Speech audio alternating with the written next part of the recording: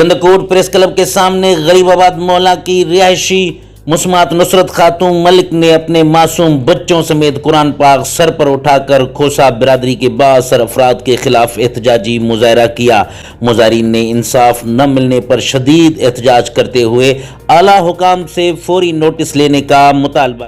अॼु खां वठी 4 महीना अॻु में मुंहिंजे घर में घिरी करे ख़ादिम हुसैन खोसो, मोहम्मद हुसैन खोसो ऐं उन जा पुट मुंहिंजे मुड़ुस जा हथ पेर भञी करे उनखे मौत मारी धक हणी करे उनजा हथ पेर भञी करे ऐं उन जे बावजूद बि लगातार असांजे घर ते हमला कंदा रहिया। मुंहिंजे ॿारनि खे हिरासमेंट कंदा रहिया, मुंहिंजे ॿारनि खे अगवा करण जी बि कोशिशि कई वई।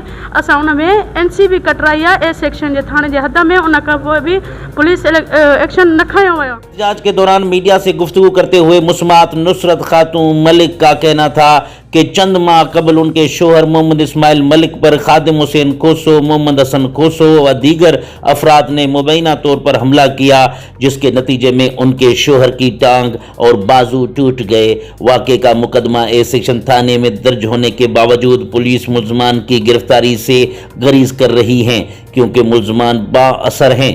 उन्होंने इल्ज़ाम आयद किया कि जवाबदार मुसलसल उनके घर पर हमला करते आ रहे हैं, जबकि गुज़िश्ता रोज भी मुबैना तौर पर घर पर धावा बोलकर मासूम बच्चों को हिरासा किया, जिससे बच्चे शदीद खौफ व हिरास का शिकार होकर ज़हनी दबाव में मुब्तला हो।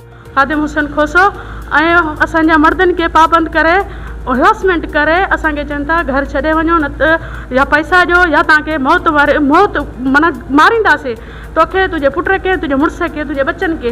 असांजे तव्हां ख़ुदा असांजी मदद। मुस्मात नुसरत खातून का कहना था कि खोसा बिरादरी शुरू से ही उन पर जुल्म करती आ रही है और अपने मनमानी अदालतें लगाकर उन्हें हिरासा किया जा रहा है। उन्होंने कुरान पाक का वास्ता देते हुए वज़ीर आला सिंध, IG सिंध और दीगर आला हुकाम से इंसाफ और तहफ़्फ़ुज़ फराहम करने की अपील की।